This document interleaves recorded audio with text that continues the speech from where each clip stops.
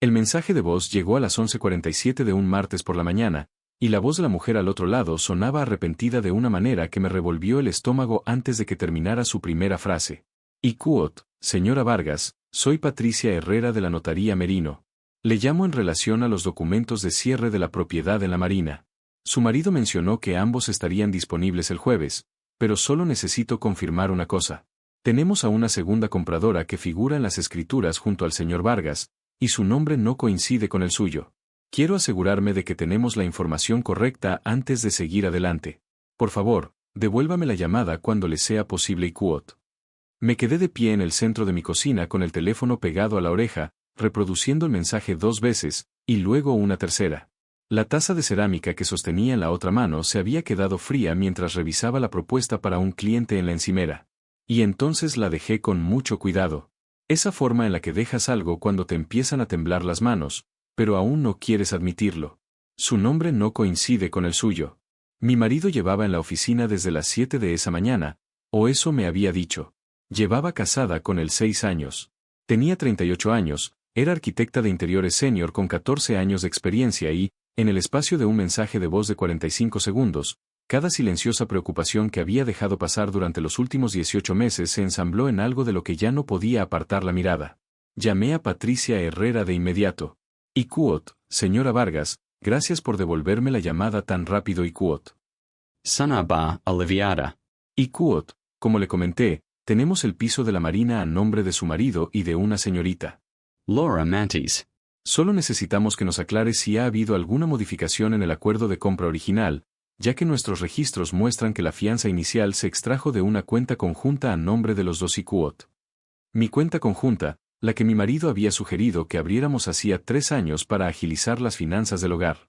Aquella a la que transferí una parte importante de mis ahorros porque él había dicho que simplificaría las cosas. Esa que no había revisado en varias semanas porque confiaba en él plenamente. Icuot, ¿cuál fue el precio de compra, Icuot? Pregunté. Mi voz sonó firme. Estaba casi orgullosa de ello. Ella dudó. Icuot, el precio de venta acordado es de 420.000 euros. Señora Vargas, ¿va todo bien? Puedo paralizar la firma si hay algún conflicto. Icuot, no Icuot, dije antes de haber decidido del todo lo que iba a hacer. Icuot, no paralicen nada todavía. Necesito unas horas. ¿Puedo devolverle la llamada esta tarde? Icuot. Icuot, por supuesto, estaré aquí hasta las 5 Icuot. Colgué y abrí la aplicación de mi banco. La cuenta de ahorros conjunta mostraba un saldo de 6.042 euros. Hace 18 meses, tenía algo más de 200.000. Mi aportación había sido de 160.000, dinero que había ganado y ahorrado a lo largo de una década mediante largas noches, clientes difíciles y años de construirme una reputación en un sector muy competitivo. Me quedé de pie frente a la encimera de mi cocina, deslizando la pantalla por cada retirada de dinero, cada una etiquetada con descripciones vagas. Transferencia de inversión, fianza de propiedad, retención de fondos, fondo de desarrollo. Todas y cada una de ellas autorizadas con el nombre de mi marido en una cuenta conjunta que legalmente solo requería una firma. No lloré. Más tarde me di cuenta de ello, de que mi primera reacción no fue la pena, sino una furia fría y reveladora, del tipo que no arde de rabia, sino que se asienta en algo mucho más útil. Pensé en todas las veces que me había dicho que estaba siendo paranoica. Cada vez que le había preguntado por la cuenta y me había dicho que él la estaba gestionando. Cada vez que había mencionado que quería empezar a guardar dinero para mi propio estudio y él respondía que no era el momento adecuado. Que el mercado era inestable. Que esperásemos un año más. Pensé en Laura Montes. Conocía el nombre. La empresa de mi marido, Promociones Vargas, la había contratado hacía 18 meses como coordinadora de proyectos. Él la había mencionado de pasada un par de veces, ambas en un contexto laboral. Era buena en su trabajo, decía. Muy organizada, muy organizada. 420.000 euros de organizada. Me senté en mi escritorio, abrí mi portátil y empecé a hacer lo que mejor se me daba. Empecé a construir un caso. Lo primero que encontré fue el anuncio inmobiliario del piso de la Marina, un apartamento de 2 habitaciones en un edificio de nueva construcción cerca del puerto, publicado públicamente antes de que se firmara el contrato. La empresa promotora detrás del edificio era una firma llamada Grupo Sierra. Cuando busqué los socios registrados del Grupo Sierra, El nombre de mi marido aparecía como inversor secundario, lo que significaba que tenía un interés económico en vender esos pisos, lo que a su vez significaba que había utilizado nuestros ahorros compartidos para comprar una propiedad a través de su propio negocio y la había puesto a nombre de una mujer a la que yo no conocía de nada. La segunda cosa que descubrí me obligó a hacer una llamada telefónica que llevaba meses posponiendo. Mi antigua mentora, Raquel, había dejado nuestra empresa 2 años antes que yo y había montado su propio estudio de diseño boutique. Nos manteníamos en contacto de forma superficial. Mensajes en Navidad, algún café ocasional, pero yo había dejado que la amistad se distanciara de la forma en que dejas que las cosas se enfríen cuando tu marido hace pequeños pero constantes comentarios sobre cómo Raquel está demasiado obsesionada con su carrera y probablemente no sea la influencia más estable. Y quote, ¿y no te parece un poco agotadora? Y quote. Yo había creído, o me había convencido de que creía, que simplemente estaba muy ocupada.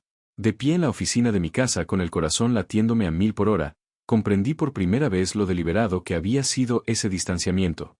Ella contestó al segundo tono. Y quote, Carmen, madre mía, literalmente estaba pensando en ti y quote. No tenía tiempo para formalismos. Y quote, Raquel, necesito preguntarte algo y necesito que seas completamente sincera conmigo y quote. Hubo una breve pausa. Y quote, vale y quote. Y quote, el contrato de los edificios de Moncloa, el que se llevó Promociones Vargas hace 8 meses en lugar de salir a concurso público. El paquete de interiores que acabó siendo encargado a un equipo de diseño interno del que nunca había oído hablar y quote. Tomé aire.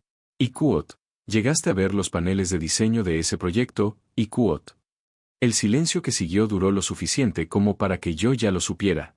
And quote, Carmen and quote. Su voz era cautelosa. Y quote, los vi en una exposición de promotores inmobiliarios en primavera. Pensé que me resultaban familiares, pero supuse que era solo el estilo. Ya sabes cómo se superponen las tendencias en diseño residencial y quote. Y quote, eran míos y quote, le dije. Y quote, yo hice esos paneles conceptuales para una presentación hace 14 meses. La propuesta residencial de la Avenida de los Olmos. Mi marido me ayudó a imprimir los materiales de la presentación en su oficina. Nunca gané ese contrato. Supuse que el cliente optó por otra dirección. Raquel, esos paneles se presentaron como el trabajo del equipo interno de Vargas y quote. La habitación se sintió muy silenciosa. Yo había pasado 14 años forjándome una reputación profesional pieza a pieza. Mi filosofía de diseño, mi enfoque en la selección de materiales, la forma particular en que equilibraba la función estructural con lo que yo llamaba y quote, geometría emocional y quote, la idea de que una habitación debía transmitir una sensación antes de verse de cierta manera. Esos paneles me habían llevado 3 semanas de trabajo. Representaban mi mejor trabajo en ese momento, la propuesta de la que estaba más orgullosa, el contrato que le dije a mi marido que estaba segura de poder ganar. No lo había ganado. Y ahora entendía exactamente por qué. And quote, necesito documentation and quote, Dige. Y quote, cualquier cosa que puedas compartir. Fotos de la exposición, el folleto, cualquier cosa con atribuciones de autoría y quote.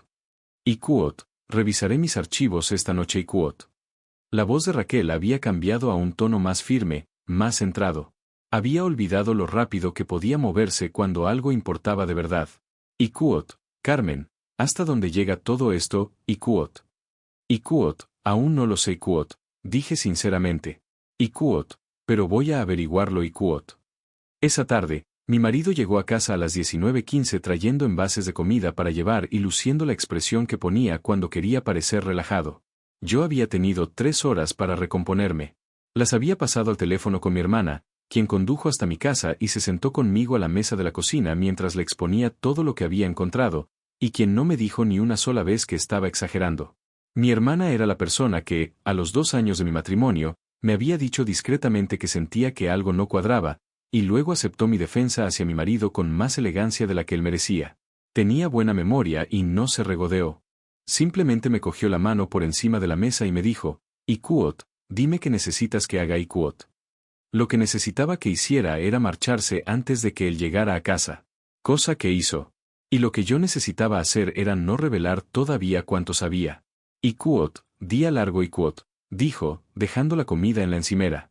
Y quote, solo estoy cansada y quote, le respondí. Y quote, ¿qué tal la preparación de las firmas en la notaría Merino? Y quote. Se giró hacia la nevera y me quedé mirando su nuca. Y quote, ¿qué notaría Merino? Creía que tenías papeleo esta semana y quote. And quote, oh and quote. Sacó 2 vasos, sin prisa. Y quote, eso se pospuso. Nada importante y quote. Dejó los vasos sobre la mesa y me miró a los ojos con esa mirada particular que había perfeccionado durante años, cálida, ligeramente preocupada. La mirada que decía que yo era el centro de su atención y que no había nada en el mundo más importante para el que mi bienestar. Había amado esa mirada alguna vez. Había construido habitaciones enteras en torno a lo que me hacía sentir. Y quote, pareces tensa y quote, me dijo. Y quote, ¿ha pasado algo en el trabajo? Y quote. Y quote, no y quote, le contesté, y quote, todo está bien y quote. Él me creyó. Comprendí en ese instante hasta qué punto me había subestimado, y decidí dejar que siguiera haciéndolo durante todo el tiempo que yo necesitara. Las siguientes 6 semanas fueron las más disciplinadas de mi vida. No me enfrenté a él. No moví dinero ni hice cambios evidentes. Mantuve intacta cada rutina superficial, las cenas, los planes de fin de semana, la pequeña coreografía doméstica de un matrimonio. Mientras que bajo esa superficie, trabajaba con una concentración y precisión que no le había dedicado a nada en años. Mi marido se había pasado 18 meses convenciéndome de que mis mejores instintos profesionales eran demasiado ambiciosos, demasiado arriesgados, y que era mejor dejarlos en espera. Resultó que esos instintos eran exactamente lo que necesitaba ahora. La primera llamada que hice fue a una abogada de derecho de familia llamada Elena Vega, cuyo nombre me facilitó Raquel y que venía muy recomendada para casos de fraude financiero dentro del matrimonio. Me reuní con ella en su despacho un jueves por la tarde, cuando mi marido creía que yo estaba en un concesionario de materiales. Le expuse todo lo que tenía. El mensaje de voz de la notaría, las retiradas de la cuenta bancaria, el robo del portafolio de diseño, la cronología. Elena escuchó sin interrumpir. Cuando terminé, se inclinó hacia adelante. Y quote, las retiradas de las cuentas son cuantiosas y quote, afirmó. Y quote, dependiendo de cómo se clasificaran las transacciones, esto podría constituir un fraude financiero dentro del matrimonio. El robo de propiedad intelectual es un asunto distinto, pero refuerza sustancialmente tu posición general. ¿Quién posee actualmente los derechos de esos paneles conceptuales originales? Y quote. Y quote, yo y quote, contesté. Y quote, tengo los archivos originales, fechados y con marca de agua, en un disco duro que he guardado en mi estudio. También tengo la correspondencia con el cliente de la propuesta de la Avenida de los Olmos que demuestra que creé ese trabajo de forma independiente y quote. Ella asintió. Écoute, bien. No toques ningún activo conjunto todavía. No des señales de que sabes algo y empieza a crear un registro financiero completo y quote. Yo ya estaba haciendo las 3 cosas. Para la tercera semana, había documentado cada retirada de nuestras cuentas conjuntas a lo largo de los últimos 18 meses, cotejadas con los registros de compra de propiedades que obtuve a través de búsquedas en registros públicos. Mi marido había comprado no 1, sino 2 pisos a través del Grupo Sierra utilizando nuestros ahorros compartidos, el piso de la Marina, que estaba a nombre de Laura Montes, y un estudio más pequeño registrado a nombre de una sociedad holding que rastreé hasta mi marido como director único. Un inmueble del que nunca me había hablado y que parecía estar generando unos ingresos por alquiler depositados en una cuenta que yo desconocía que existiera. Para la 4ª semana, Raquel me había enviado fotografías de la exposición inmobiliaria, 3 libretos de programación diferentes en los que se atribuía mi trabajo de diseño a la división de interiorismo de Promociones Vargas, y el contacto de una revista del sector que confirmó que el proyecto había sido publicado en otoño del año anterior con la misma atribución falsa. Mi abogada remitió la documentación a un especialista en propiedad intelectual con el que colaboraba. La evaluación del especialista en propiedad intelectual fue rotunda. Mi trabajo había sido utilizado comercialmente y atribuido públicamente a otra entidad sin mi consentimiento. El valor económico de esa atribución, en relación con el contrato que ayudó a conseguir, era sustancial. Durante esas semanas, también me reconstruí a mí misma.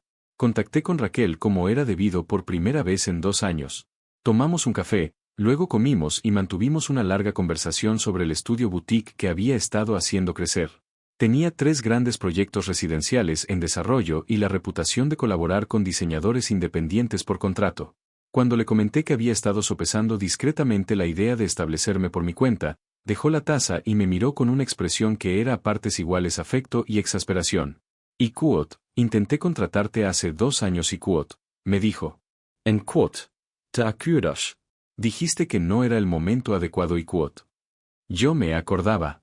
Mi marido había sido quien me había señalado todos los motivos por los que no era el momento adecuado. Y quote, el momento y quote. Le dije, y quote, es justo ahora y quote. 2 semanas antes de que estuviera lista para actuar, mi marido llegó a casa de mejor humor que de costumbre. Había cerrado un trato, me anunció. Una nueva promoción comercial en el distrito de la Ribera, un contrato importante, el tipo de proyecto que representaba un verdadero paso adelante para su empresa. Me llevaba a cenar para celebrarlo, dijo. Nos sirvió vino a ambos y se quedó de pie en nuestra cocina con esa mirada cálida y centrada, y habló del futuro, de nuestro futuro, de las cosas que construiríamos juntos, y yo me senté frente a él y comprendí con absoluta claridad que estaba celebrando algo que dependía, en parte, de mi silencio. Sonreí y le dije que estaba orgullosa de él. El lunes siguiente lo ejecuté todo.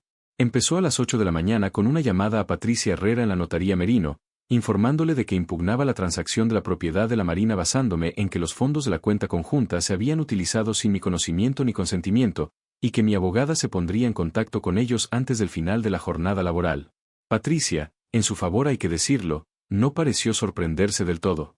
A las 9, Elena presentó una petición de emergencia para congelar las cuentas conjuntas y cualquier activo adquirido a través de ellas en los últimos 24 meses, a la espera de una auditoría financiera formal.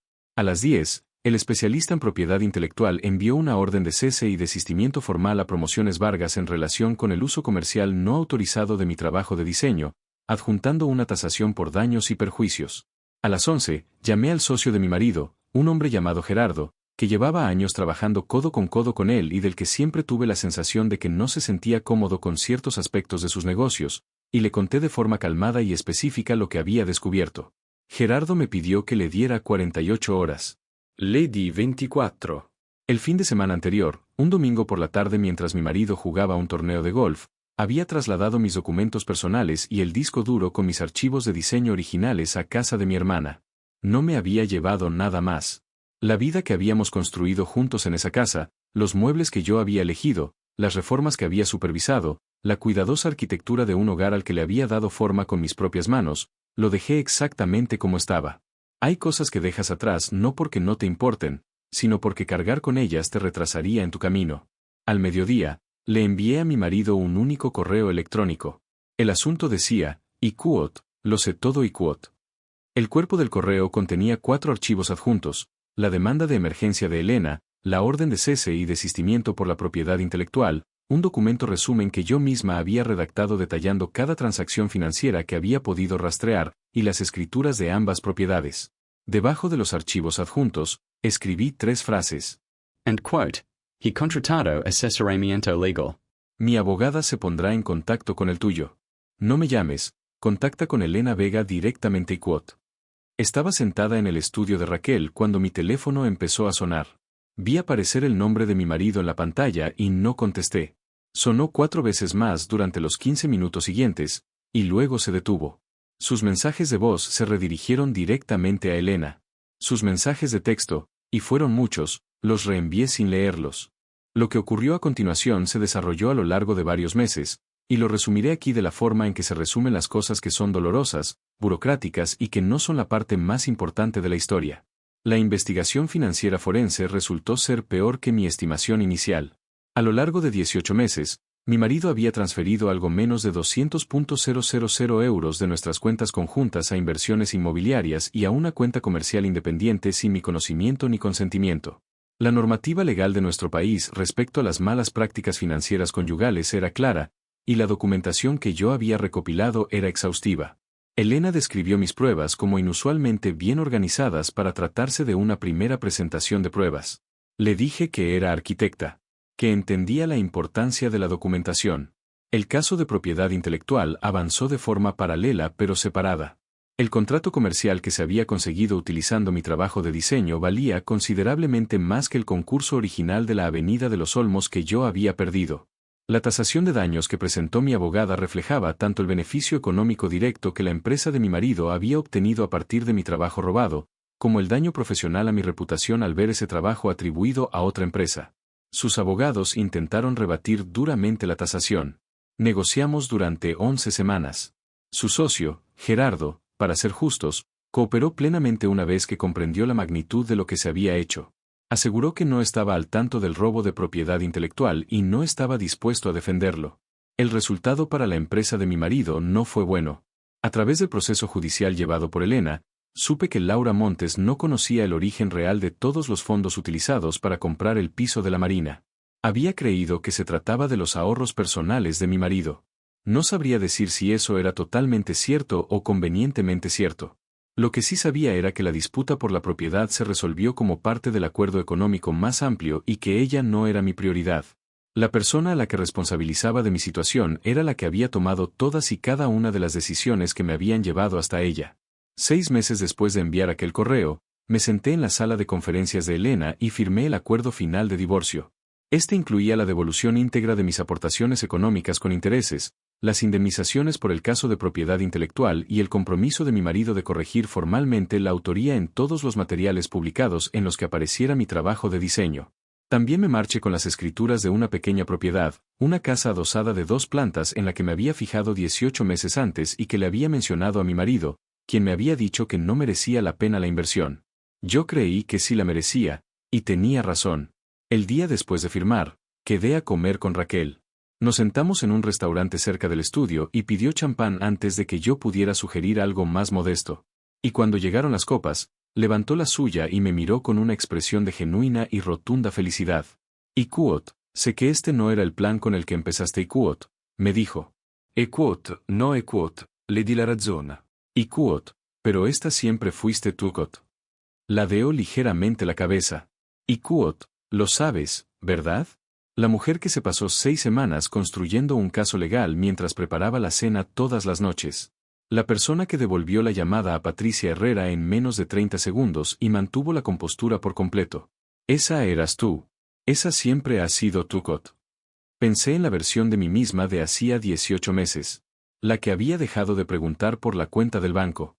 La que había dejado que sus amistades se enfriaran y que sus ambiciones profesionales se apagaran, repitiéndose a sí misma que eso era lo que requería el matrimonio. Que solo eran concesiones. Que solo era temporal. Pensé en lo despacio que había sucedido todo. En cómo cada pequeña renuncia había parecido razonable de forma aislada. En cómo la suma de esas renuncias había creado algo que yo jamás habría aceptado si lo hubiera visto todo de golpe. Iquot, lo sé Iquot, le respondí, y mi tono al decirlo fue distinto al de un año atrás. No como un intento de autoconvencerme, sino como un hecho. El primer proyecto que asumí de forma independiente fue una reforma residencial en el barrio de Las Letras, una casa independiente de los años 40 para una mujer que acababa de adquirir la propiedad y quería hacerla totalmente suya. Sabía exactamente lo que no quería, aunque no estaba tan segura de lo que sí quería, que es a menudo donde empieza el mejor de los trabajos. Pasé una tarde entera recorriendo el espacio con ella, haciendo preguntas y tomando notas, sintiendo el placer particular que transmite una habitación que está esperando a convertirse en algo. 3 meses después, Raquel y yo lanzamos formalmente nuestro estudio colaborativo. El anuncio tuvo muy buena acogida. Varios clientes con los que había trabajado en años anteriores se pusieron en contacto conmigo durante la primera semana. Una revista especializada que una vez publicó mi trabajo robado sin saber que lo era, me contactó para hacerme una entrevista sobre estudios de diseño independientes. Concedí la entrevista. Fui sincera respecto a los 2 últimos años de la forma en que me correspondía hacerlo, lo que significa que hablé de lo que había aprendido sin dramatizar la herida. Lo que había aprendido era mucho. Lo que pretendía hacer con ese aprendizaje era aún mayor. Mi casa adosada necesitaba reformas, lo cual resultaba conveniente. Yo misma dibujé los planos. Mi hermana venía los fines de semana y me ayudaba a arrancar el viejo papel pintado de la habitación del fondo. Y poníamos la música demasiado alta, pedíamos pizza y hablábamos como solíamos hacerlo antes de que yo permitiera que creciera la distancia entre nosotras. La forma en la que tenía intención de seguir hablando de ahora en adelante. A veces pensaba en el mensaje de voz de Patricia Herrera. En cómo 11 minutos podían reorganizar todo lo que creía sobre tu propia vida. Yo no había pedido que me pasara esto. No lo vi venir, o no lo suficientemente pronto. Pero en el proceso de sobrevivir a ello, encontré algo que me gustaría decirle a cualquiera que se haya visto alguna vez en la misma situación que yo, en el silencio específico de una habitación en la que acabas de darte cuenta de que la persona en la que más confiabas había estado haciendo planes de los que tú no sabías nada. Eres mucho más que lo que te han quitado. Para empezar, eres la persona que lo construyó. Y esas mismas manos que lo construyeron una vez, pueden construir algo mucho mejor. Firmé con mi nombre en la esquina inferior derecha de los planos de la casa, tal y como firmaba todos y cada uno de mis diseños, con un trazo limpio, seguro y enteramente mío.